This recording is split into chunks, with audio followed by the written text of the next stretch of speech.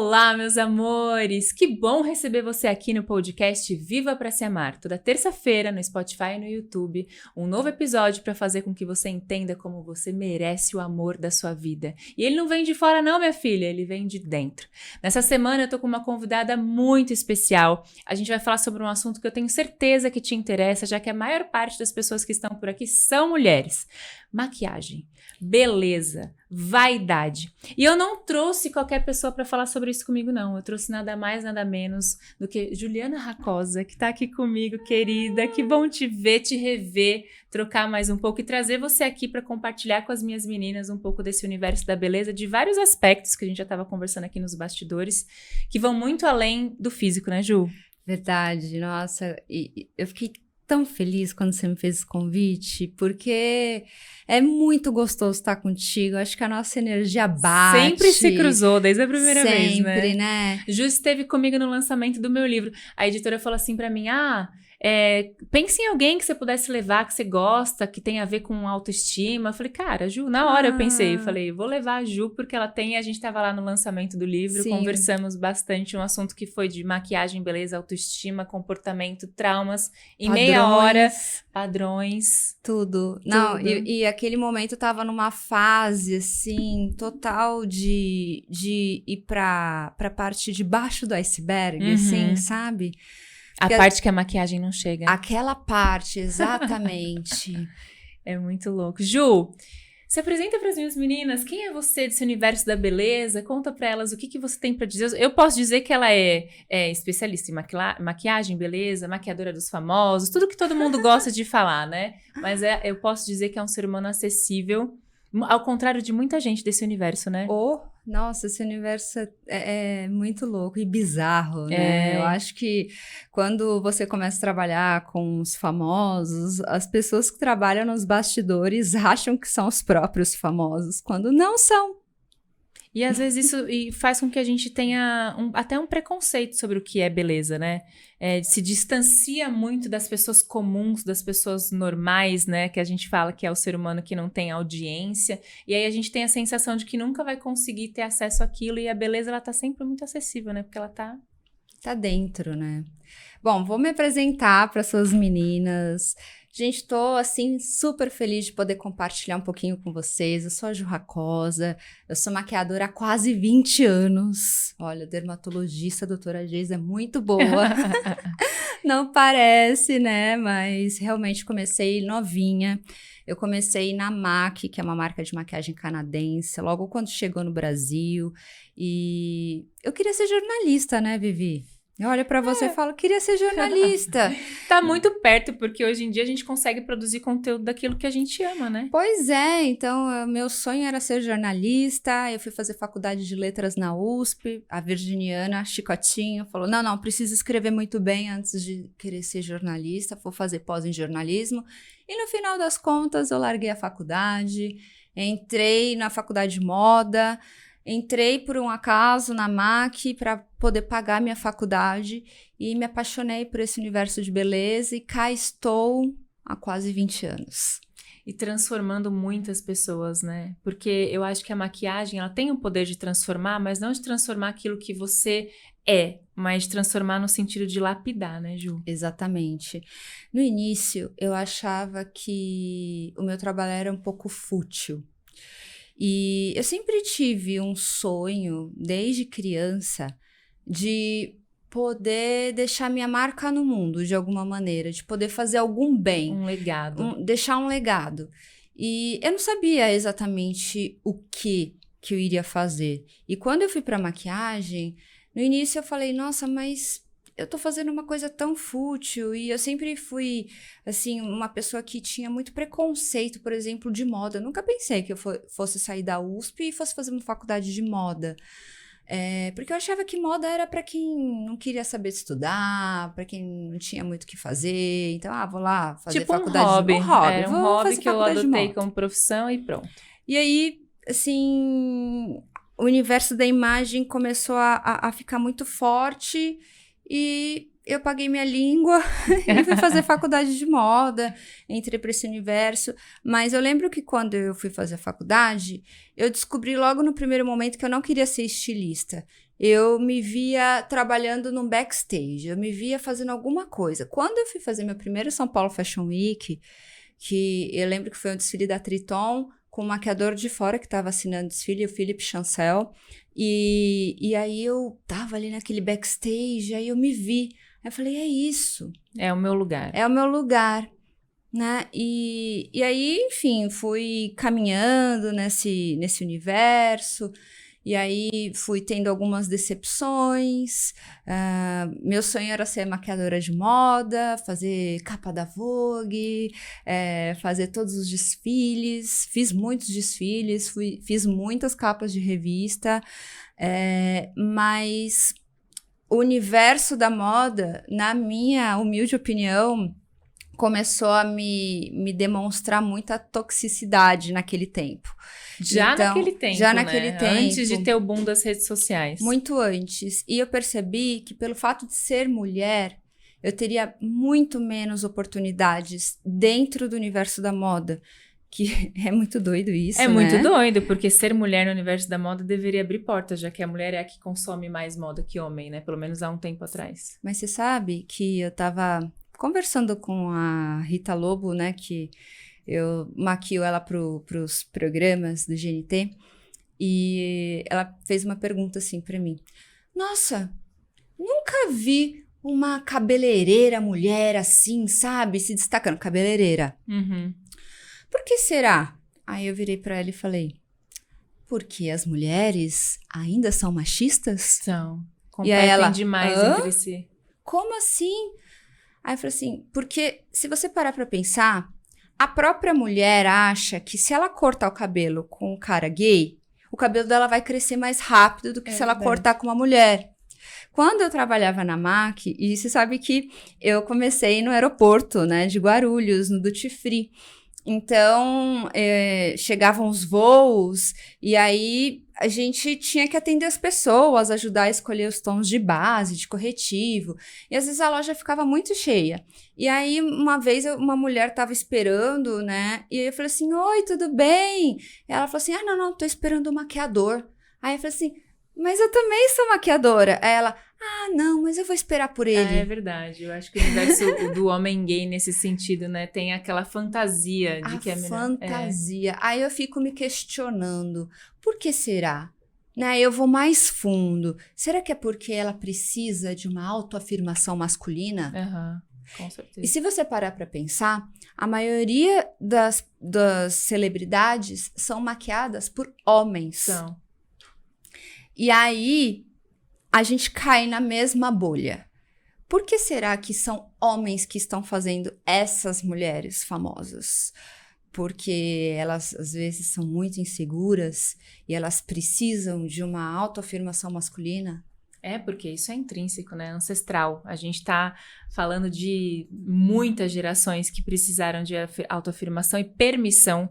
Além da validação do o homem me permite fazer, o homem me achou bonita, então estou aprovada. E isso ainda, apesar de hoje em dia a gente ter estudos sobre isso, ter informação sobre isso, de entender que isso tem a ver como eu me vejo e não como o outro me vê, ainda está na nossa entranha, no nosso DNA. Está. E a gente está em 2024 e eu ainda vejo esse machismo incrustado dentro das próprias mulheres e elas não conseguem enxergar isso.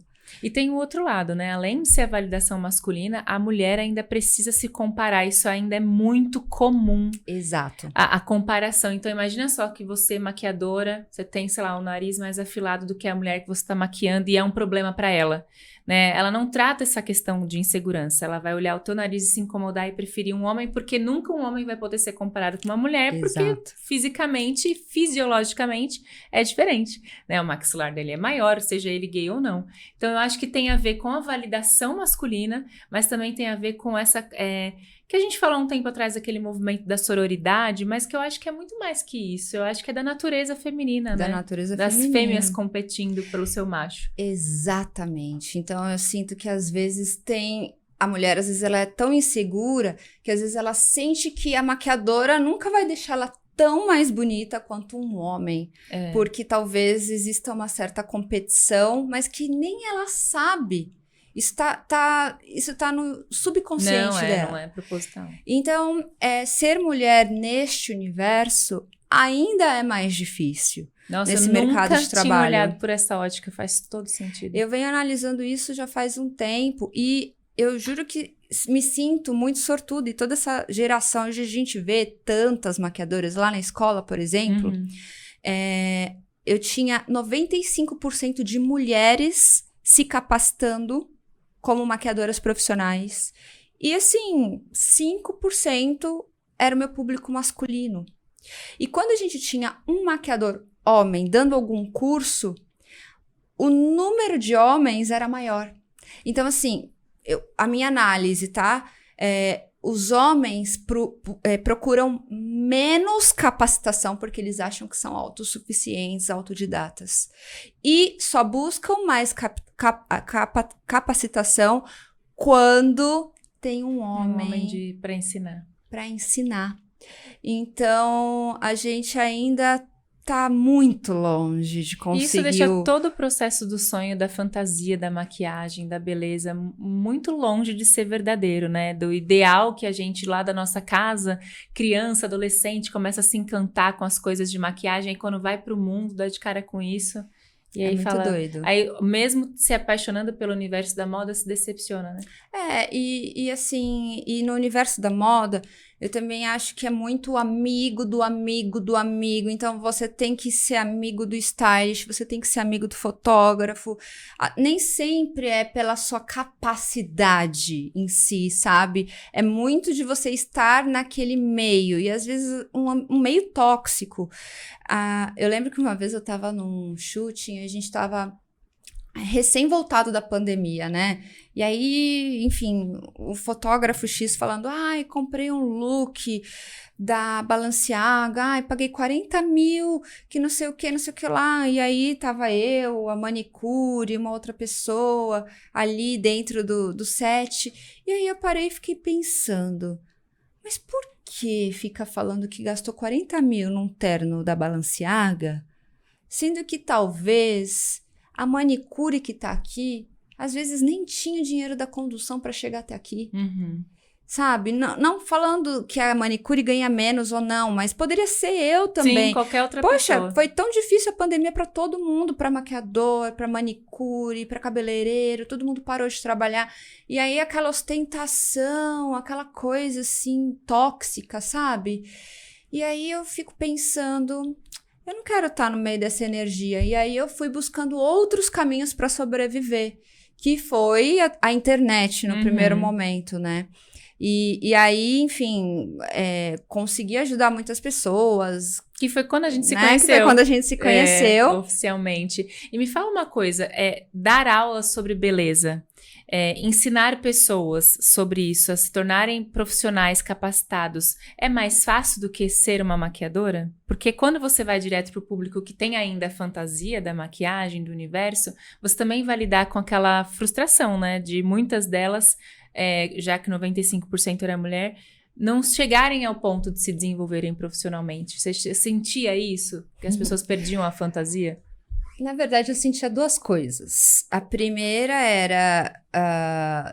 era um pouco isso, né? Da pessoa ter muita insegurança e você ter que entrar na mente dela e falar, você pode.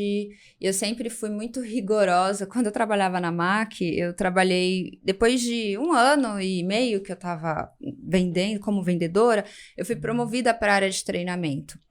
E eu sempre fui virginianíssima, né? Então, o meu apelido com os meus artistas, né, da época que trabalhavam nas lojas era Racosa a Rigorosa. E aí... Nossa, não consigo nem imaginar. Pois é, porque aí eu era tipo, pegava na lupa um delineador e o outro, um lado do delineador e o outro, porque tinham certificações na MAC. E só com essas certificações eles poderiam fazer São Paulo Fashion Week, fazer desfile, fazer essas coisas assim maiores. E então eu lembro que eu olhava na lupa, assim, não era na lupa, mas Sim. assim, olha, esse lado tá um pouquinho mais alto, esse daqui não. E aí às vezes eu encontro, tem até o Beto, que trabalha na MAC, né, que cuida da parte de relacionamento com os maquiadores, aí ele fala, nossa, eu não passei 2 vezes na certificação por causa do delineador, mas obrigada, porque hoje eu faço um delineador muito bom. Então, assim, eu sempre fui muito criteriosa com as alunas na Beauty for Share. E algumas gostavam disso, mas outras se melindravam. Uhum. Então, é aquilo de ser, ao mesmo tempo, exigente, mas, por outro lado, falar, maquiagem é técnica. Quanto mais você pratica, mais você vai se desenvolver. Não existe essa coisa, nasci maquiadora. Eu não nasci maquiadora. Eu não sabia nem fazer um delineador. Passava pó mais claro que o rosto há 20 anos atrás. Então... Além da beleza ir se modificando, né? Como a moda, ela é cíclica. Então, você vai aprendendo outras técnicas e vai se aperfeiçoando. Exatamente. E tem o outro lado, da pessoa chegar, fazer uma maquiagem bem mais ou menos e achar que já é a Pat McGrath, né? Porque é a fantasia da internet, né? Se ela já tem seguidores, ela já traz isso, já... O ego. E assim, querer... A pessoa começou ontem e ela quer estar no patamar de uma pessoa que está há 20 anos numa jornada. Então, e eu acho que isso vem muito dessa nova geração imediatista. Então, também, por outro lado, controlar o ego também é óbvio que é muito mais fácil dar aula do que você tá ali, enfim, lidando no dia a dia de trabalho. Mas a gente tem essa coisa do mental de, ao mesmo tempo, ser a professora, mas também ser uma terapeuta. Eu sei porque eu dava aula na escola, viu, gente? E eu lembro que as pessoas começavam a falar, você que é a professora que faz chorar na aula? É verdade. E era uma aula de marketing, né? E virava uma aula de autoestima, porque as pessoas tinham tanta insegurança. Eu lembro uma vez uma moça falou assim pra mim, mas por que eu vou fazer um stories? Quem vai me assistir? Por que as pessoas querem ouvir o que eu tenho pra falar? Né? Então, aí a gente vai de novo pro universo de como a beleza, ela é uma capa, né? Eu vou falar sobre beleza, mas eu tenho inseguranças com o meu físico. Então, eu não consigo fazer um stories porque eu não me acho bonita. Então, eu não consigo vender maquiagem. Né? Então, olha que a loucura que é você tentar deixar os outros bonitos. A beleza se torna a sua ferramenta de trabalho porque esconde uma dor sua. Quando a gente estava aqui nos bastidores, eu comentei de uma série, né? E aí você falou, aconteceu comigo. Você acha que a maquiagem, ela representou uma cura de uma dor sua passada? Total.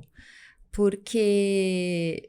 Engraçado que eu quero assistir essa série, tá? É um dorama coreano, né? Então é aquela coisa meio dramática, meio exagerada, né? Mas eu sou dramática. Eu gosto, gente. Fazer o quê? Meu ascendente em peixes me permite ser essa pessoa. Mas ela é ótima, chama Beleza Verdadeira na Netflix, que ela já tá traduzida, então já tá no nome brasileiro. Você sabe que quando eu era mais nova, eu sofri muito, muito bullying no colégio. Por conta do meu cabelo, por conta da minha pele e por conta de eu ser muito magra. Na época que eu era um palito, então eu tinha um cabelo cacheado e não existia, ninguém falava de cabelo cacheado, tudo era cabelo liso, então eu passava escova bem ingenuamente, achando que meu cabelo ia ficar liso, mas ele ficava assim, um capacete. Armado. E eu lembro que tinha um garoto do colégio que eu era apaixonada por ele, e aí contaram pra ele que eu gostava dele, e aí ele me deu um apelido de Bozo. Ai, meu Deus. E aí ele ficava no recreio, ele ficava toda hora me chamando Bozo, Bozo, Bozo. Já tive apelido de vassoura, porque eu era muito magro, cabelo cheio. E aí depois Choquito, porque eu comecei a ter muita acne aos 11, 12 anos, muita. Eu ia ao dermatologista, mas naquela época o Roacutan não era uma coisa assim acessível, era o último dos últimos tratamentos. Então, assim, eu passei dos 12 aos 18 anos tratando acne. Então, a minha pele era tipo o meu ponto fraco, sabe? Eu não me sentia bonita por conta das cicatrizes que ficaram na minha pele. E quando eu me encontrei a maquiagem, foi assim, como se fosse um alívio. E aí eu ficava pensando, por que eu não tinha o conhecimento que eu tenho hoje com a maquiagem quando eu tinha 12 anos? Porque eu ia ser a garota mais popular do colégio. Eu era a garota mais patinho feio do colégio. E aí eu ficava pensando sobre isso, porque realmente frustra muito a gente, né, sofrer bullying. E, no entanto, que eu sou uma pessoa completamente obcecada por cuidados com a pele, né? Então, a minha dermato às vezes vira pra mim e fala, doutora Geisa, nossa, Ju, calma, sua pele tá ótima. Tudo bem, não tenho nada pra fazer aí. Não tá, tem poro, o poro tá assim, não tá, eu tô com melasma, não tá, tô com flacidez. Então, assim, a exigência que eu tenho de olhar um delineador... O medo de voltar, né? É a muito marca. intrínseco, sabe? É trauma. É um trauma. E aí, voltando para aquilo que você tinha falado da aluna que não conseguia fazer os stories, eu ouvia muito isso no meu dia a dia, né? Ai, mas eu tenho um bloqueio, eu ponho o celular na minha frente e não consigo fazer. Eu achava meio absurdo, assim. Eu falava, gente, mas como que tem bloqueio? Né? Não conseguia entender muito bem. Até que eu passei por isso no pós-pandemia. Enquanto tava todo mundo lá se jogando, fazendo vídeos, e eu que ficava falando para as minhas alunas, vai lá, faz, eu não conseguia colocar o meu rosto no Instagram. Por quê? Porque eu engordei quase 20 quilos, porque o meu rosto estava completamente redondo, diferente, eu não me enxergava, eu não me achava bonita na câmera. Eu tive um problema de saúde mental bizarro, me separei. Pandemia foi pros fortes, né? Quebrei. Então, assim, foi um acúmulo de emoções e eu ainda fora do meu peso que eu sempre tive. Eu sempre fui uma pessoa magra desde que nasci. Não sabia lidar com aquilo, né? Com aquele corpo novo. Não me enxergava no espelho. Não me enxergava. E um pouco antes da pandemia você quebrou o pé, eu lembro, não foi? Eu lembro. Quebrei a perna. Tive 2 fraturas, tíbia e fíbula. E aí, que aí já ajudou nessa questão do peso. Já ajudou, porque foi final de 2019. E aí eu fiquei 3 meses quase de cadeira de rodas. Eu lembro. Na fisioterapia, começou a pandemia. Então eu tive que parar a fisioterapia e fiquei dentro de casa. E só fui engordando, e aquela coisa de fecha escola, de como lida com os funcionários, de ai meu Deus do céu, toda aquela ansiedade de pensar em 12 pessoas que dependiam de mim também, da estrutura da escola. Então foi muito desafiador. E aí eu me separei no final das contas, que aí também foi meu mundo também me desmoronou, porque não... Quem sou eu, né, agora? Exatamente, tendo que lidar com todas essas avalanches de coisa. E detalhe, né? Meu ex, você conhece ele, era o cara mais fitness, é o cara mais fitness da face da terra. E eu, 20 quilos mais gorda. E aí, Transbordou, tipo, eu tô gorda, aquela coisa de não ser aceita. A maquiagem não dava pra cobrir. A maquiagem não consegue cobrir isso. Então, foi assim, eu me exilei das redes sociais. Eu só aparecia mesmo se eu tinha que fazer alguma publicidade, mas assim, eu não conseguia produzir mais conteúdo, e aí entrou aquela sensação de entender o que as minhas alunas falavam de não conseguir colocar o rosto nos stories. Então, assim, gente, o buraco... A saúde mental é muito mais embaixo. E você sabe por que as alunas falavam que eu era a professora que fazia chorar? Porque eu fazia um exercício que era de um dos cursos que depois a gente levou pra lá, que era o de bem com o espelho. Que era um exercício delas se olharem no espelho. Porque quando eu comecei a fazer essa aula, falando de como você se torna uma marca, das cores que você gosta, do tom da voz que você tem, porque a marca pessoal, ela tem que te representar, porque se você cria um personagem, você não consegue manter. Eu tô há 10 anos convivi pra isso. Se eu tivesse inventado, eu não conseguiria mais manter a mesma história de como eu comecei, que também foi por conta de uma dor minha, que a maquiagem não cobria, porque era o sobrepeso, a insegurança, o bullying, como eu precisei aprender a ter o amor próprio, porque doía tanto que chegou uma hora que eu tinha 2 escolhas, ou você acaba com a sua vida, ou você vai descobrir sua vida. Então, quando você chega pra esse universo e vê tantas pessoas assim na sua frente, com essas dores... Não é mais sobre marketing. Não tinha como ser. né? E aí eu lembro das pessoas falarem com muita... Eu tenho uma aluna minha que ela tem algumas alunas suas da escola que se tornaram minhas alunas de mentoria depois, a Michele, que no final da aula ela falou que já me seguia, me abraçou, ela tava cinza, sabe? Aquela coisa assim, apática, sem cor.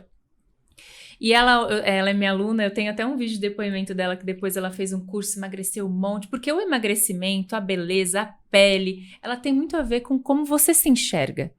Né? E quanto mais você vai se fragilizando, não existe você seguir moda, né? Aconteceu com a Cleo Pires, essa questão do peso, que ela tentou levar isso como uma coisa hypada, mas na verdade estava maquiando uma doença que era compulsão alimentar. E a gente não tá falando aqui que o certo ou errado é ser gordo ou magra. A gente tá querendo falar que não adianta só você usar o escudo da maquiagem, da beleza, da moda, da internet, se você não tratar o que vem de dentro. E aí a Michele, depois eu falei, eu vi, né, aí vem a parte mediúnica da professora, você olha a professora, você vê aquele peso na energia dela o tempo inteiro. Eu falei pra ela, olha, vai ter um curso, se você quiser fazer, é o desafio 15 dias pra se amar, tal. E logo depois veio a pandemia, acho que ela foi uma das últimas turmas que eu atendi lá na escola. E ela veio fazer o desafio. E ela tinha acabado de sair da empresa, acabado de se separar, acabado de engordar, tudo a mesma coisa. E hoje ela trabalhou muito tempo como maquiadora, veio a pandemia, parou. Esses dias eu tava vendo um post dela com um novo parceiro, cuidando do corpo de forma saudável, não de obrigação. Ela continua falando sobre maquiagem como estilo porque ela gosta. E eu lembro muito dela, assim, de vir da escola, porque era uma pessoa que queria falar de beleza porque amava, mas também porque precisava aprender a se sentir bonita. Você acha que a maquiagem faz com que as pessoas escolham essa profissão, principalmente como rede social, produção de conteúdo, porque é a dor delas? Com certeza, não tenho a menor dúvida. Ainda mais esse boom de TikTok, né, Ju? Exatamente. Todo mundo fazer dica, vê uma dica lá e passa um tipo de maquiagem diferente, cria-se uma moda que nunca existiu. E às vezes umas coisas bizarras, né? Que assim, criam ali, mas que é muito mais para ter engajamento do que necessariamente para as pessoas usarem no dia a dia, porque não vão usar. Não vão usar. E então, assim, eu acho que a gente está num momento em que as pessoas precisam se autoafirmar através da maquiagem. Então, se você for olhar, acho que, sei lá, 70% das influencers, elas não gostam tanto de mostrar o antes e depois. Elas gostam de se mostrar bonitas. Mas aquelas que já chegaram lá, elas não querem mostrar o processo real, assim, sabe? Que nem, eu emagreci porque eu fiz uma dieta, mas a outra vai lá e faz uma lipo e fala que fez uma dieta. Então, eu acho que a ideia é começar mostrando o antes e depois e falar, olha como você pode ficar assim também, mas as pessoas se perdem quando estão ali naquele momento que já passou do início, dor, né? E aí se perdem e aí acaba sendo um conteúdo que não tem mais credibilidade, assim, sabe? Porque elas estão tão imersas naquele hedonismo, né? De se olhar no espelho e querer sempre estar mais e mais e mais, que elas não querem mais mostrar o processo do antes. Elas se deixam de lado, que é um personagem. É um personagem. É por isso que quando eu apresentei você, eu falei que além de você ser uma maquiadora dos famosos, que isso é um fato, você é muito acessível, porque geralmente não é. Né? Eu trabalho com mídia, sei lá, há 20 e poucos anos, e eu já tive chance de entrevistar pessoas também dos bastidores, e é muito tenso você chegar pra uma pessoa e nossa, você é comum? Eu não sei se as pessoas falam isso pra você quando você responde um direct. Ai, ela me respondeu. Às vezes elas falam pra mim, claro que respondi, é óbvio, por que eu não responderia? Você tá me prestigiando. Então eu acho que se perde muito porque cria-se esse ideal de que quando eu vou ser famosa, eu vou ser perfeita, e eu atendo influenciadoras até hoje que elas são completamente fakes na internet, né? Faz o stories lá, ai, nossa, ainda bem que eu desliguei, eu odeio. E aí vem a síndrome do impostor, né? Você acha que aconteceu isso contigo na pandemia? Eu acho que uma grande parte, sim, porque era um personagem mesmo, para eu entrar ali naquela tela, era sempre sorrindo, era sempre feliz, quando na verdade não estava nada bem, eu estava toda zoada. Então, e aí ao mesmo tempo, quando você expõe sua vulnerabilidade, ai, que pesada. Ai, como ela é pesada, ai, ela só reclama. Então, a gente tem essa dualidade, né, nas redes sociais, de ou você ser sempre a gratiluz, ou você ser a pessoa mal amada que tá sempre reclamando a pesada. Uhum. Então, eu acho que isso também vem muito do julgamento das pessoas que estão do outro lado, né? Então, claro que tem aquelas que admiram quando, por exemplo, quando eu decidi falar, não vou continuar com a escola física, eu fui lá e fiz um post. Nossa, foi um dos posts mais comentados que eu tive, de, nossa, que legal que você está expondo sua vulnerabilidade aqui. Mas, assim, era uma dor bizarra, porque para mim eu tava destruída por dentro porque eu falhei. Uhum. Então, aí a virginiana volta, o chicotinho vem. Então, putz, o meu maior... E agora eu consigo entender, assim, depois que a gente tem um certo amadurecimento da dor que a gente passou, né? A gente se curou disso, a gente consegue olhar com uma outra perspectiva. Então, eu vejo, que bom que foi assim, porque se eu tivesse seguido o fluxo do empreendedorismo, eu não ia ser uma pessoa feliz. Eu ia ser uma pessoa estressada. Eu estava cheia de problemas, eu não conseguia cuidar da minha saúde, eu não conseguia ter tempo para mim, eu não tinha uma rotina de autocuidado. O meu autocuidado era quando eu estava gravando uma publi para alguma marca, ou, de repente, me arrumando para dar aula para alguma aluna. Eu não tinha vida, não tinha final de semana, não tinha nada. Então, hoje, para mim, a minha paz vale muito mais do que qualquer status social. Uhum. Então, é legal olhar por esse lado, porque às vezes a gente tá na dor e aí a gente pensa, né? Nossa, não. Ai, que merda. Por que comigo? Nossa. Só vê a perda, né? Só vê a perda. A gente fica ali naquela lamentação. E aí depois que você, sabe, avança uma casa, você olha pra trás e fala... Eu passei por isso, que bom, eu sou muito mais forte. Se eu passei por isso, eu posso passar por qualquer coisa. Te trouxe até aqui, né? Me trouxe até aqui, nesse grau de amadurecimento. E também de olhar e não ser mais refém do que as pessoas vão pensar, eu quero estar nos melhores eventos, nas melhores festas. Ai, por que não fui convidada? Ai, convidaram fulano, não convidaram ciclano. Porque acontece isso no mundo do ego dos influencers, né? Ai, por que eu não fui convidada para esse evento? Ah, por que eu não recebi esse press kit? Rola isso, né? Então, assim, quando você para e vê, é um universo tão tóxico. E, assim, as marcas contribuem demais para isso, sabe? A rede social como um todo, né? Porque a gente começa falando de beleza, de vaidade, aí a gente lembra do bullying, e aí a gente entende que isso não acontece mais porque não tem mais o problema da espinha, mas acontece, ou do peso, que era o meu caso, mas acontece quando a gente se coloca em comparação. A comparação, ela é um exercício diário que alimenta a insegurança. Ah, mas a fulana conseguiu fazer uma audiência X, o post que ela fez, eu sou mais capacitada, mas alcançou mais pessoas. E aí o profissional, o talento, a própria beleza que tá por trás disso se perde completamente. Você nem lembra por que tá fazendo, né? Você entra no automático. Você entra no automático e o tempo inteiro você tem que se provar através de um algoritmo. Que você de ter que fazer o que o TikTok inventou para poder estar dentro do que as pessoas querem ouvir. Exatamente. Você tem que performar. Se você não performar, você é descartada. Então, nesse sentido, eu acho que as marcas são tóxicas com os influencers, porque elas estimulam também um ambiente em que você é apenas um número. Isso acaba com a saúde mental. Eu sei que elas precisam de resultado, eu sei que elas precisam, enfim, vender os produtos, mas no final das contas são pessoas. E o próprio cliente se conecta com isso, né? Porque eu lembro que na época que o Instagram tirou o número de curtidas à mostra, a gente estava na época de dar aula ali para as influenciadoras, e era né, nossa, que bom para as pessoas que estavam começando. E para as pessoas que já tinham um lugar Nossa, que ruim, porque eu quero que as pessoas vejam como eu sou foda. E isso é só uma representação do que a gente sente por dentro, do como a gente precisa dessa validação externa. E a comparação acontece por isso, porque falta dentro. Aí você vai buscar fora. Exatamente.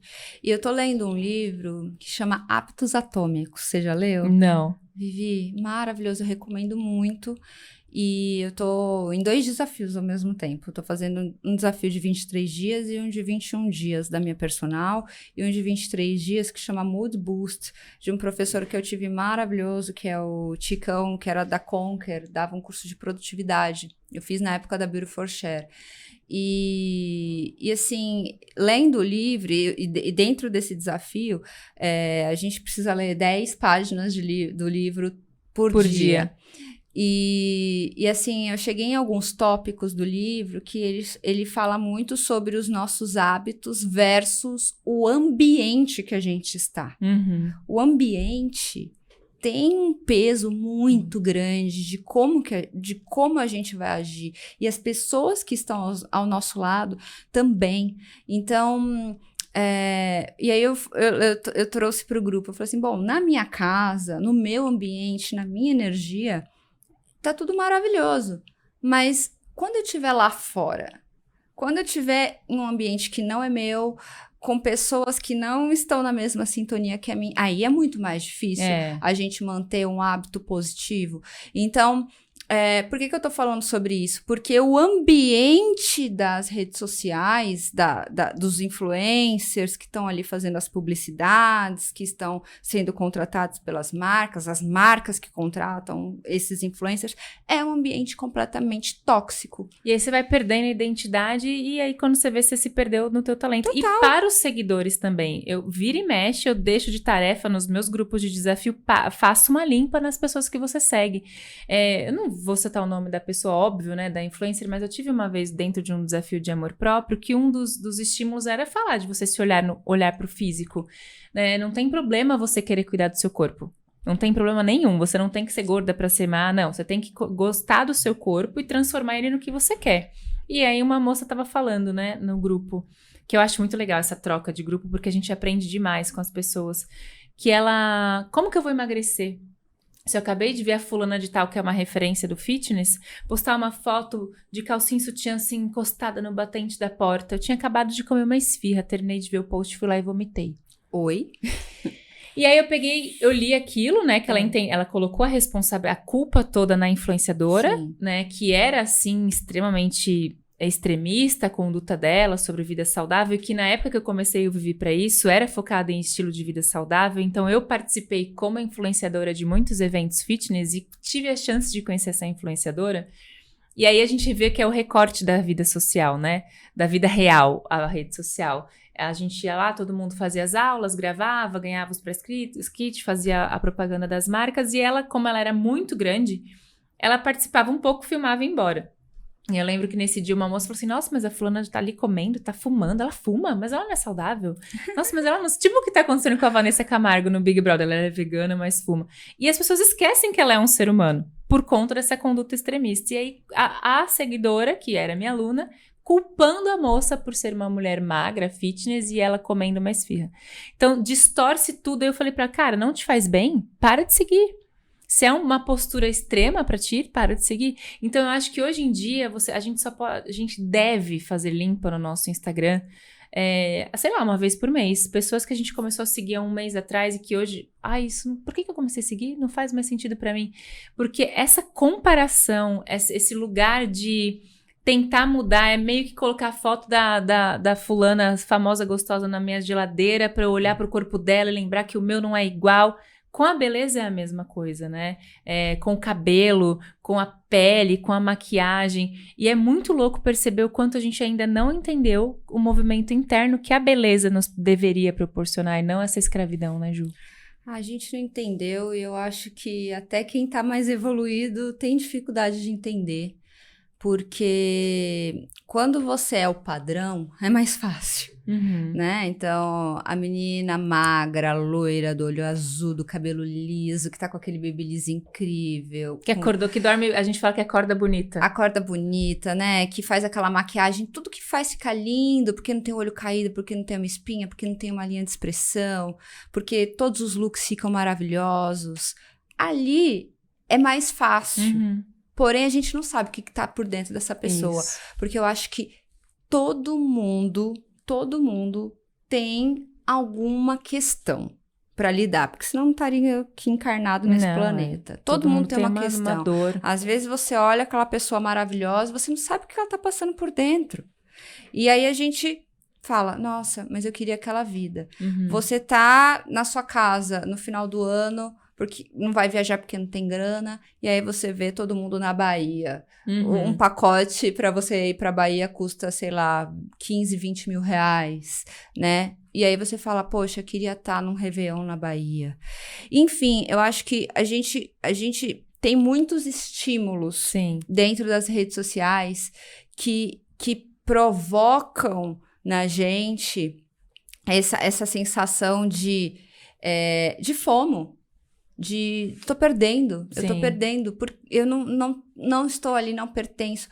Que, mais uma vez, eu tô aprendendo nesse livro Hábitos Atômicos, que eles falam que a razão da nossa espécie humana sobreviver é muito ligado aos nossos ancestrais que viviam em tribos. Então, a gente tem essa coisa de querer ser aceito, a gente precisa do pertencimento, porque na época dos nossos ancestrais, quando você era expulso da tribo, era uma sentença de morte.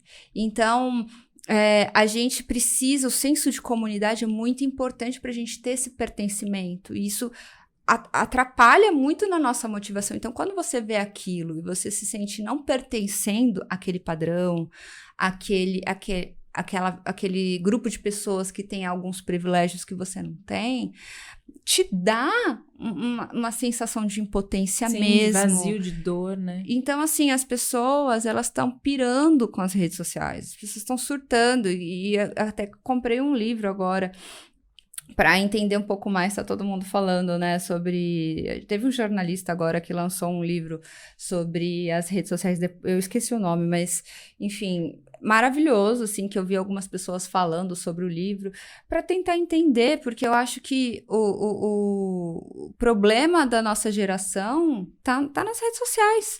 Porque a gente vê um recorte de uma coisa... Idealiza... E coloca aquilo como verdade e como meta objetivo, de que um dia você precisa chegar ali. E então, assim, para todo mundo, eu acho que todo mundo tem esse senso de se comparar ali, sabe? Tem. E isso porque a gente tá vivendo nesse universo tóxico, mas também porque eu acho que as pessoas, elas não conseguem ver o lado positivo. Eu tava conversando aqui com o Rafa antes da gente começar, né, sobre a importância da gente sempre escolher os lugares, as situações, os eventos, eles são sempre neutros e a gente coloca a emoção que a gente quer. Então, sim, a rede social é extremamente tóxica em vários aspectos, a maquiagem muitas vezes é só um escudo, a beleza muitas vezes é uma fuga, mas a gente pode se doutrinar para o bem.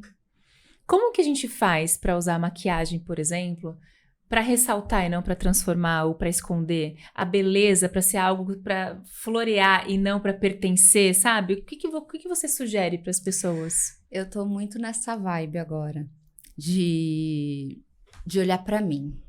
Eu acho que o tempo todo, acho que eu passei um ano e meio, 2, olhando para fora, olhando para os outros, olhando para a grama do lado. E esse tempo que eu estava dedicando para isso, eu poderia estar dedicando para mim, para o meu autocuidado, para o meu autoamor.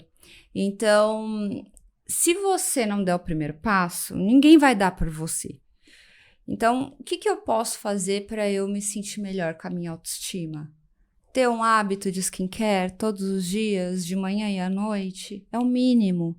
Então, tô envelhecendo, eu sinto que meu rosto tá mais caído do que era 3 anos atrás, nossa. O que você vai fazer sobre isso? Você vai continuar reclamando? Uhum. Ou você vai fazer alguma coisa para mudar? Porque se você quiser mudar, você tem que começar agora. Então, eu estabeleci que para eu ter esse tempo para mim, que eu nunca tive na vida, eu nunca tive, gente. Tenho 38 anos. E agora, em 2024, eu virei e falei, eu já estava vindo desse processo, eu preciso de um tempo para mim. E se eu tiver que acordar 5 horas da manhã para ter esse tempo para mim, eu vou acordar. E o que é o tempo para mim? É eu acordar, é eu fazer uma meditação, é eu me conectar comigo, me conectar com o meu espírito, é eu sentar na frente do espelho, eu criar o hábito do skincare, de ir lá, aplicar um hidratante, aplicar um tônico, um creme para a área dos olhos, fazer uma massagem facial, depois olhar para o meu corpo. Eu olho para a influenciadora que está na porta ali encostada, de calcinha e sutiã com a barriga trincada. Tudo bem, pode ser que eu não tenha a mesma grana para ter o personal que ela tem, para ir para as clínicas de estética que ela vai, para fazer as drenagens que ela faz e os procedimentos, mas eu posso fazer o mínimo por mim, pela minha saúde. Qual que é? Eu não tenho tempo para treinar. Cara, eu tenho uma personal que dá aula online, que é a Thaís Scala maravilhosa, que faz um treino de 30 minutos por dia. 30 minutos! E que, assim, transformou minha vida.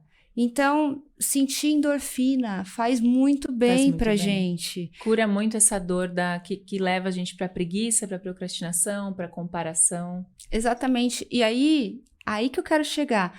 A gente tá vivendo no automático. Acorda, toma banho, toma café, vai trabalhar, chega em casa, fica nas redes sociais gastando tempo, e aí de repente já é hora de dormir, aí olha mais um pouco mais para as redes sociais, não faz a higiene de sono para você ter um sono mais tranquilo.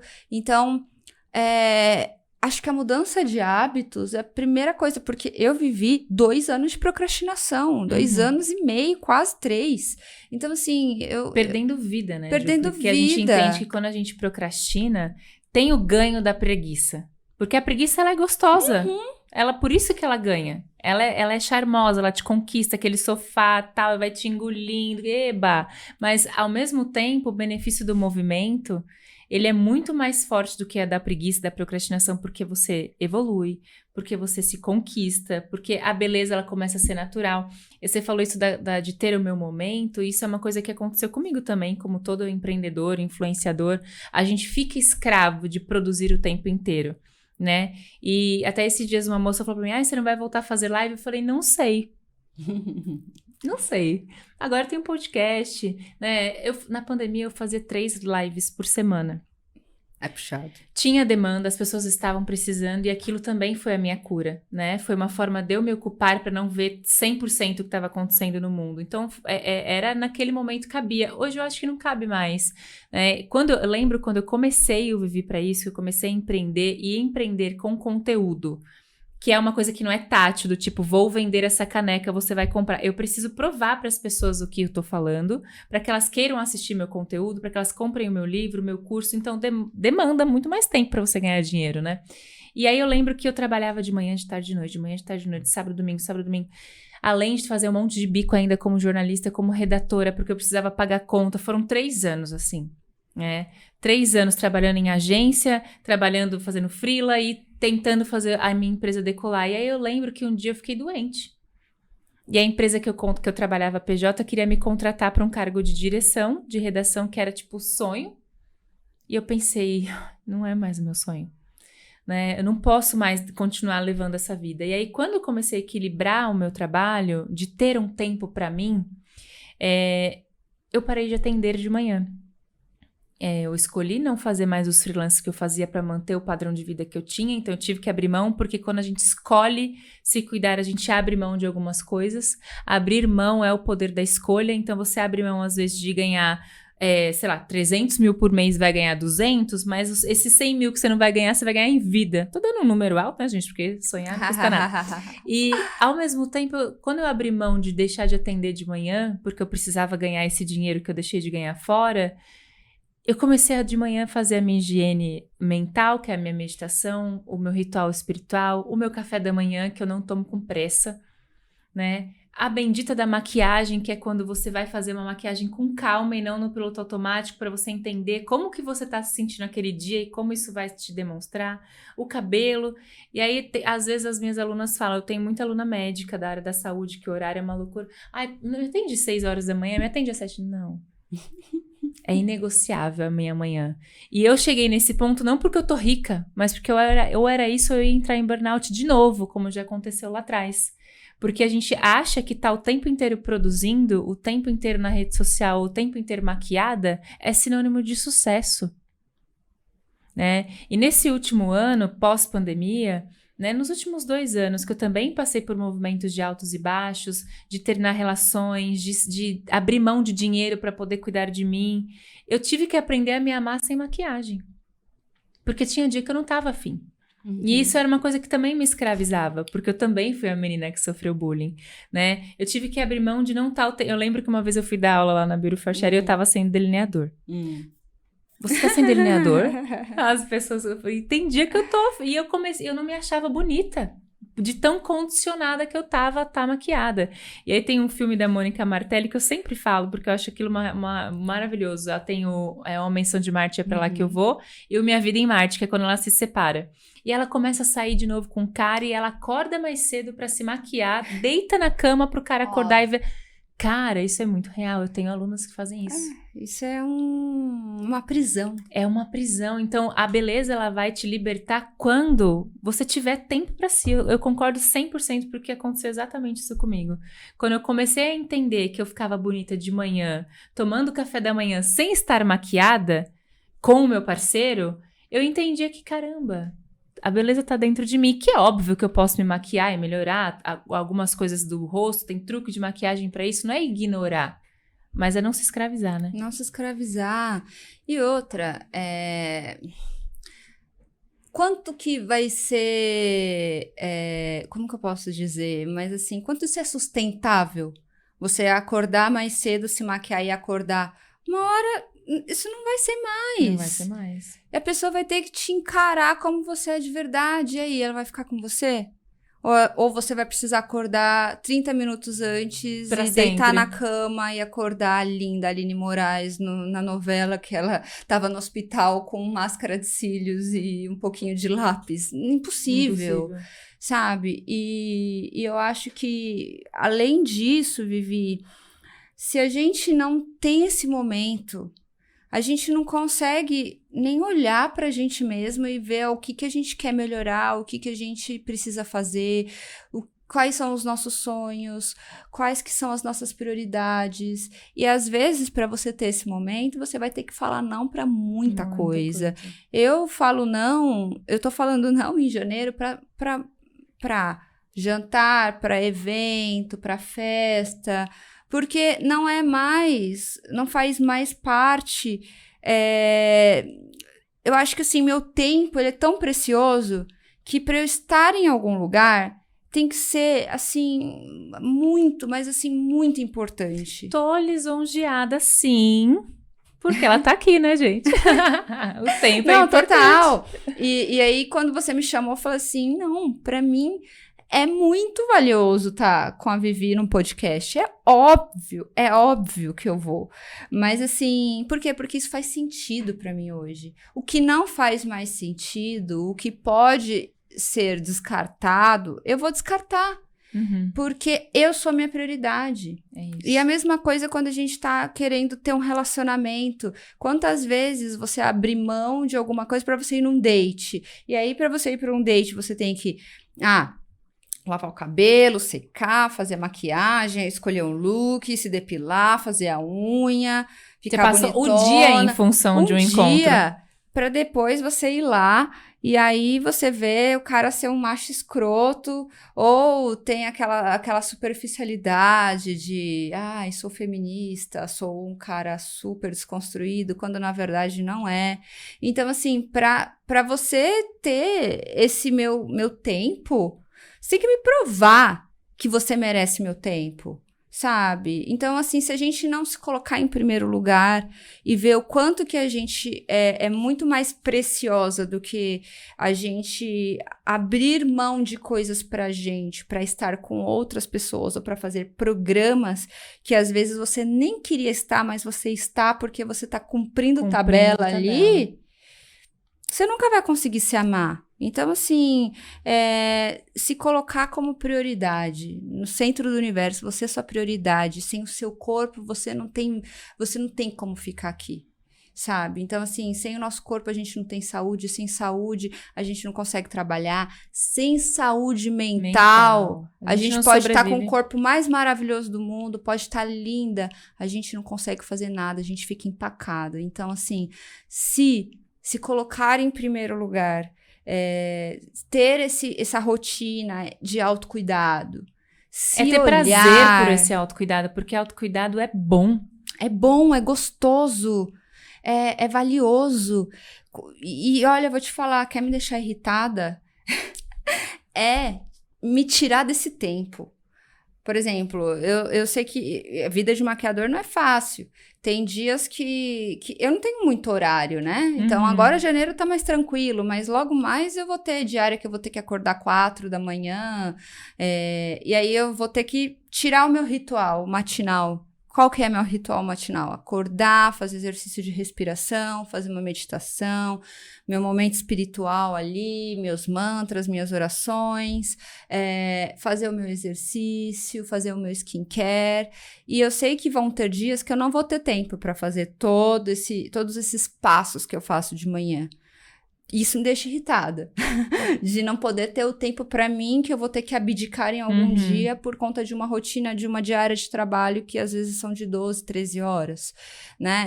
Ok, mas não dá para ter tudo na vida também. Mas aí também é pontual, porque você sabe que assim que terminar você volta porque já virou um hábito. Já virou um hábito. É esse o segredo, a gente entender que cuidar de si mesma não deveria ser uma obrigação.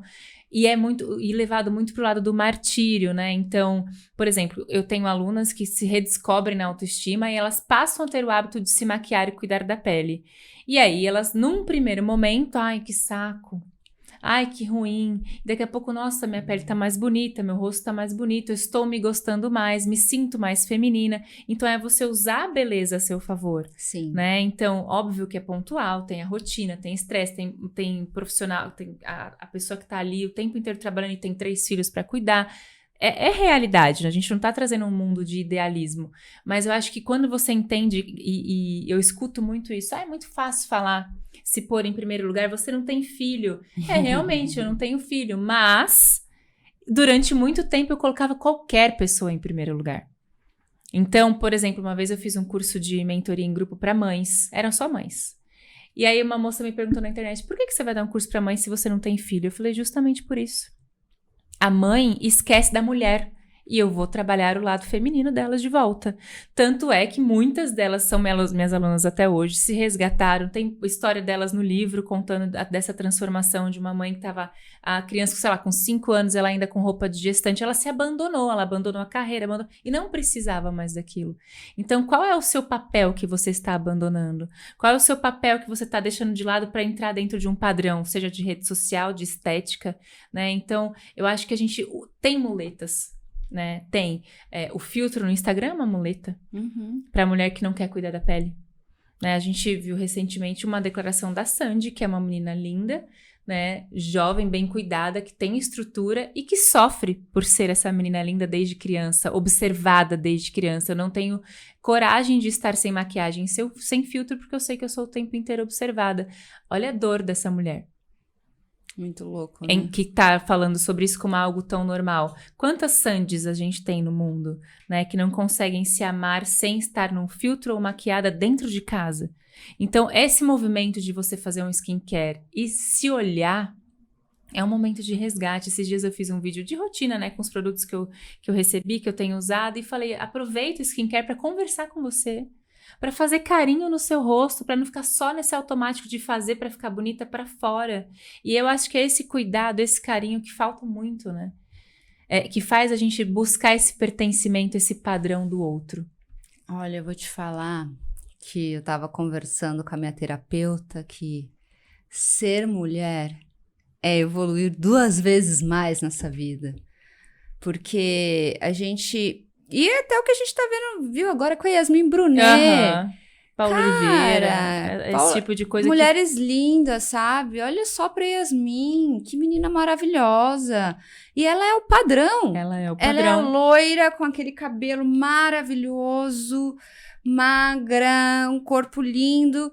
E aí tem uns babacas que ficam lá falando, julgando. A gente não tem um minuto de paz nessa vida, sabe? Então, assim, a gente tem que ser condicionada a estar perfeita, com o corpo perfeito. Não pode comer um pacote de bolacha, sabe? Tem que estar ali. Ah, mas eles podem, né? Ficar barrigudo. Né? Porque pode ficar barrigudo, pode comer pacote de bolacha, pode beber o quanto quiser. Por quê? Porque, infelizmente, ainda falta muito. Ainda falta muito. Mas eu acho que o mais importante de entender esse movimento é o quanto nós, mulheres, apoiamos isso. Né? Eu assisti a uma reportagem da Paola Oliveira depois desse boom de críticas que ela sofreu no Fantástico. E ela tava falando, cara, a Paola Oliveira é uma mulher linda, gostosa pra caramba, mas ela é um ser humano. E ela não pode. E ela tem mais de 40 anos, e as pessoas julgando que agora que ela tem mais de 40. E aí ela falou assim: eu tô num momento da minha vida que eu quero ser livre. E que eu não tenho mais por que esconder que eu tenho celulite. Né? Porque eu sou uma mulher normal. Comum, que tem celulite, mas que também tem a bunda bonita. Então, eu acho que a gente vive num movimento, assim, a própria mulher critica, e aí, por muito tempo, por ser famosa, ou por como é a Yasmin, a Paola Oliveira, e a gente fala, caramba, se essas mulheres que chegaram nesse nível de padrão sofrem isso, imagina os bastidores de quem tá assistindo. E são essas mulheres que criticam. Por que acontece isso? Porque é mais fácil eu tirar o brilho do outro do que aprender a brilhar. Né? Então, por isso, eu acho que a gente precisa começar a entender que o padrão, ele é burro. Se a gente for fazer uma conta, sei lá, a gente tem cerca de 8 bilhões de pessoas no mundo. Como é que a gente quer encaixar um padrão? Olha quanta gente tem, quantas culturas. Por exemplo, a gente comentou no dia do lançamento do livro sobre a sua transição capilar. Como que foi para você no mundo da beleza voltar a ser cacheada? Por tanto tempo sendo uma mulher lisa. E não tem problema, a mulher que não quer fazer, mas como que foi você ter essa coragem? Porque é corajoso. Olha, eu vou falar bem a realidade para vocês. No mundo da beleza foi muito mais fácil. Mas muito, porque eu cheguei num momento de transição em que ter cachos já era bonito. Uhum. Ah, que legal ter cachos, várias marcas que tinham produtos para cacheadas. Mas lá em 2000, 2010, não existia a gama de produtos que a gente tem hoje e o espaço que as cacheadas têm hoje dentro das redes sociais. Corta, vamos para o mundo real. Uhum. Quando você sai à noite e você não é o padrão, amor, você vai ser realmente menos olhado. E depende muito do ambiente que você está. Porque quando você está num ambiente que só tem padrão, você se torna um ser invisível. E eu só percebi isso quando eu fiquei cacheada. Porque eu me sentia muito menos olhada. Né? Eu sempre fui uma pessoa, assim, que sempre me arrumei, sempre que tava com... Né, querendo colocar os melhores looks e tudo mais. Então, eu sempre fui olhada. Você é uma mulher bonita que trabalha com beleza. Então, você sabe ficar bonita. Então, sei ficar bonita. E aí, eu comecei a perceber que por mais que eu estivesse muito bem vestida, muito bem maquiada, o cabelo cacheado não é padrão. Então... a porcentagem de homens que olham para uma mulher com cabelo liso e para uma mulher com cabelo cacheado é infinitamente menor. E aí eu comecei a notar isso, porque até então eu não sabia. E aí eu comecei a achar estranho. Eu falei, gente, será que é meu cabelo? O que será que é, né? E eu também tava com cabelo curto. Então, cabelo curto já não é padrão. Uhum. Ainda cacheado, né? E aí eu comecei a falar com algumas meninas pretas. E aí eu virei assim e falei, deixa eu te perguntar uma coisa. Você acha que quando você tá num rolê e aí você tá com seu cabelo armado, você acha que você é menos olhada? Claro. Uhum. Claro que sim. E aí eu comecei a falar com outras meninas, com as meninas pretas, Com as comecei a meninas falar com as gordas. cacheadas, comecei a falar com várias outras, para entender essa questão. E todo mundo chegou na mesma opinião que a minha. E aí eu falei, caraca, a gente sofre porque, assim, a gente é realmente, o fato de você encarar não ser o padrão tem o seu preço. Tem o preço, é. Mas eu também já ouvi de caras, nossa, quando você tinha um cabelo liso, né, na época que eu tava na Ana Maria Braga, que eu usava mega hair e fazia aquele babyliss, aquele cabelo liso, ruivo, perfeito, e aí o cara virou pra mim e falou assim, nossa, você era muito mais bonita assim, por que você não volta a ficar assim? Eu olhei pra cara dele, assim... Até bati no microfone aqui, também deu um susto. Eu olhei pra cara dele... Na cara dura. Não, sem noção nenhuma. Eu olhei pra cara dele e falei assim, porque eu não sou mais assim. Eu ouvia muito quando eu era uma mulher gorda, do tipo, tão bonita. Ai, que pele bonita. Por que você não emagrece? Que rosto bonito. Gente... Ouvi muito isso. Que pessoas desnecessárias, né? Então... Fazer parte de uma minoria que é o que não é considerado padrão é pros fortes. É pros fortes. Não é todo... E por que tem muita menina que faz a transição e volta? Porque não aguenta, não dá conta. Não dá conta. Que é o caso de muita mulher que emagrece pelos outros e não por tratar as suas dores emocionais e volta a engordar. Exatamente. E assim, você sabe, Vivi, que eu cheguei a 76, 77 quilos, né, no final de 2020. Eu tenho a foto. Eu lembro que você comentou. E até hoje eu não tenho coragem de postar o antes. Eu estou me preparando psicologicamente, porque olhar para aquela foto me dá muita dor. Muita dor de ver o quanto que eu me abandonei. Uhum. Nessa época eu tava com gordura visceral, né, no fígado, eu tava com colesterol super alto. Assim, todas as minhas roupas, eu só tinha, bom, na pandemia só tinha pijama e algumas roupas GG. E aí, quando eu comecei esse processo de voltar no nutricionista, de começar a me cuidar, de voltar a fazer exercícios, né, e principalmente E de entender por que você se abandonou, né? Por que eu me abandonei? Então, assim, quando eu olho para aquela foto, eu sofro.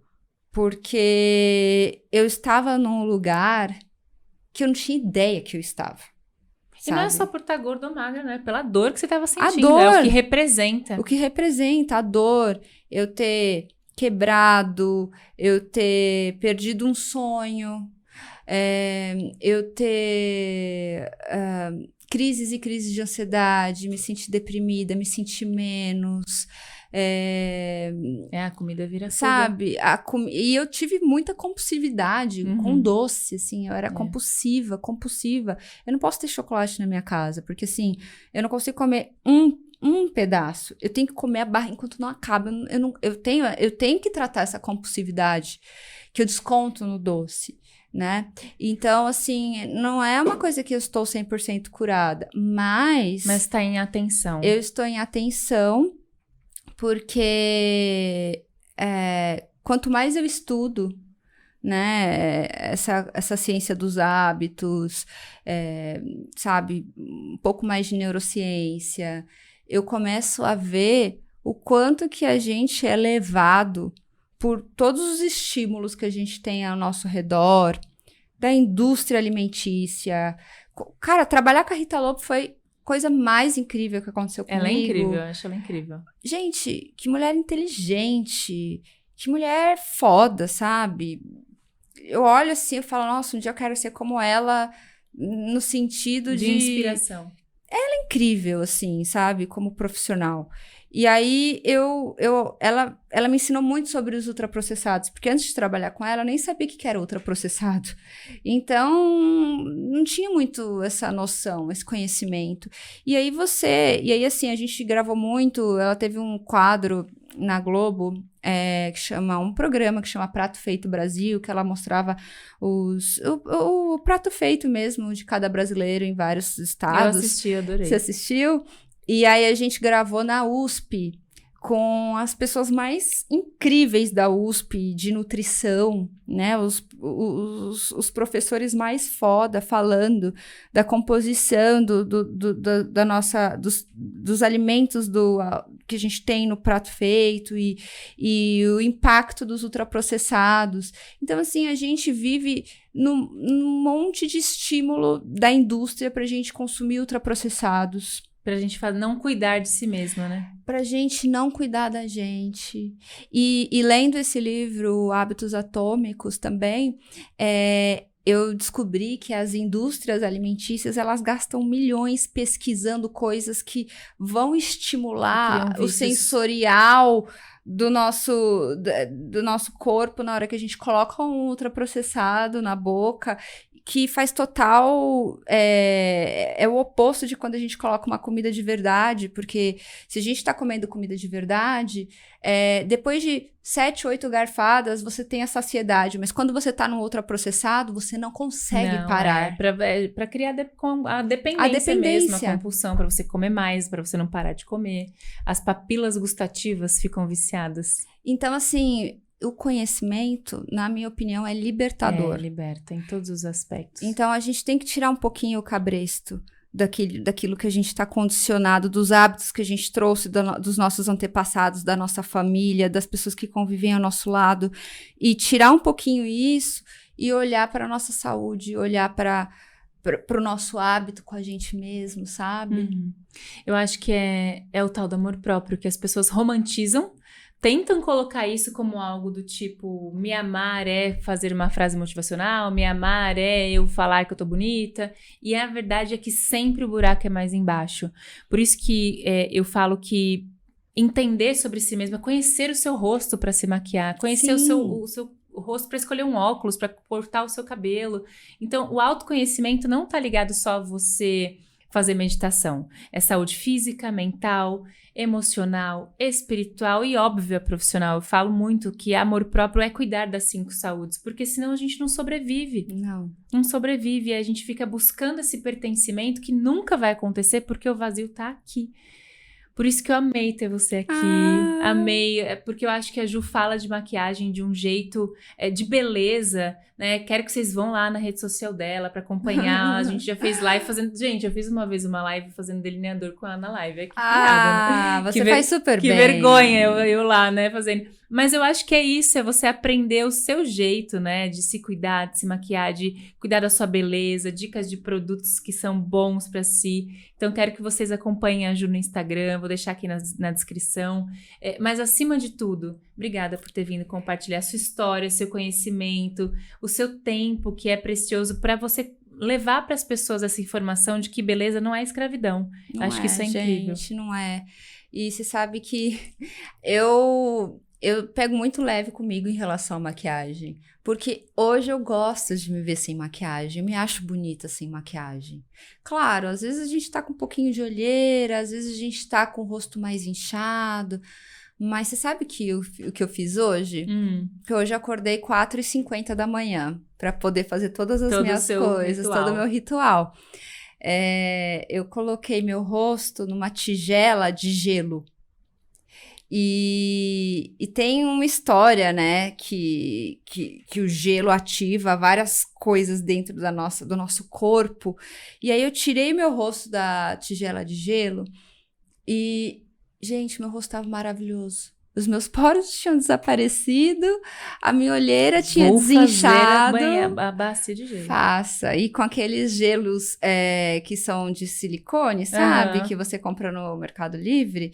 Então, você deixa ela no freezer, pega uma tigela, coloca esses gelinhos assim, e aí você coloca o rosto um lado, o outro, de frente, mais a testa, e deixa um tempinho, e aí você sai, renovador, assim, e aí você coloca um skincare, gente, você tá pronta. Tá pronta. Não precisa ser aquela coisa dramática. Isso que eu acho maravilhoso, né? O dia a dia de você descobrir o teu rosto, né? E que aconteceu comigo, de verdade, assim, e olha que eu nunca fui de ficar 100% maquiada. A gente trabalha com imagem, com câmera, a gente sabe que precisa estar com a pele pronta pra isso, mas eu chegou um momento que era no meu dia a dia. Eu lembro minha sobrinha, quando ela era pequenininha, eu tava me maquiando pra ir no mercado. E ela sempre foi de me observar. E aí ela pegou e falou assim pra mim, nossa, mas precisa passar delineador pra ir no mercado? E eu falei, minha filha, tem que estar pronto o tempo inteiro. Eu gosto, eu me sinto bonita, mas, por exemplo, hoje eu vou pra academia sem maquiagem. Eu Antes também. Eu não ia pra academia sem maquiagem. Você sabe que eu acho tão estranho, gente, ver as meninas com delineador na academia. Porque pra mim era o natural, era tipo assim, eu tô assim. Óbvio que tem dia que eu vou entre uma aluna e outra, aí você vai do jeito que tá quando volta a tomar banho, porque não dá pra... Mas antes eu só ia pra academia de lente, e eu uso óculos.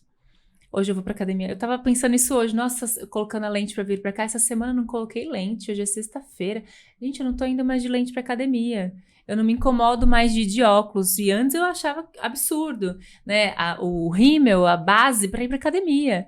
E tá tudo bem se você quer ir assim. Só que eu tô falando que o meu processo de desconstrução, de gostar da minha pele, de gostar do meu rosto, mais ainda agora que eu vou fazer esse do gelo, ela foi importante pra me libertar, assim. Porque eu tinha que ter meia hora pra me preparar. E às vezes você não tem. Aí você não vai treinar por conta disso.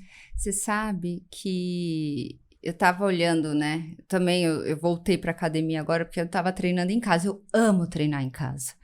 E o ambiente da academia é tóxico, né? É tóxico, porque você olha... não deveria ser. Deveria ser o... Inspirador. Gratiluz, estamos aqui cuidando da gente. Mas não, é o desfile de quem tem a barriga mais trincada, de quem pega mais peso, vê os machos lá... Eu olho eles fazendo aquilo e falo, ai, gente, que preguiça. Então, assim, mas a gente tem que pôr na cabeça que, óbvio que tá todo mundo te observando na academia. Você está sendo, sorria, você está sendo filmado. E a gente também observa, né? Observa horrores também. Só que a gente tem que se colocar, parar pra pensar e falar assim, por que eu tô me importando pro que essas pessoas estão pensando sobre mim? Eu tô aqui porque eu quero evoluir, porque eu quero ficar melhor. Então, foda-se. E eu acho que assim, a grande sacada de você se cuidar, por exemplo, criar esse tipo de ritual, não é que você vai pra academia mulambenta. Não vou aqui. Eu aprendi a cuidar da minha pele ao ponto que eu não preciso estar rebocada pra ir pra academia. Exatamente. Né? E porque eu me sinto à vontade com isso. Antes eu não me sentia. Então, eu acho que esse é a grande sacada, o se olhar. Eu acho que o contato com o espelho, que falta muito para as pessoas, vai fazer com que você descubra movimentos de beleza que você ainda não sabe, né? Então, o skincare, o tipo de maquiagem, que a gente às vezes tenta imprimir o que tá na internet no nosso rosto, e o nosso rosto é diferente. No cabelo, do tipo pegar uma foto, sei lá, da Cláudia Raia. Eu quero o cabelo da Cláudia Raia, mas minha cara é completamente diferente, meu cabelo é diferente. Não vai ficar igual, né? Então, eu acho que esse tipo de coisa que deixa a gente bonita, né? Eu também acho.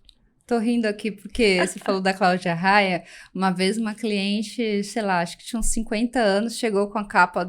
Você lembra que aquela marca de bolsas Vitor Hugo, ele sempre tinha uma contracapa na revista com uma make, tipo um delineador, uma boca vermelha, e tinha uma foto, acho que era a Gisele, não sei, mas era uma modelo, assim, maravilhosa, com um delineador e uma boca vermelha. Aí a cliente chegou com a capa e falou assim, eu quero essa maquiagem.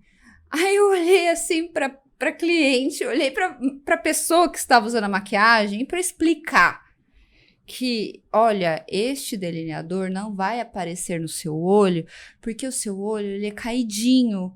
Então, não é a melhor maquiagem que vai te valorizar. Mas ela queria de todo jeito aquele delineador.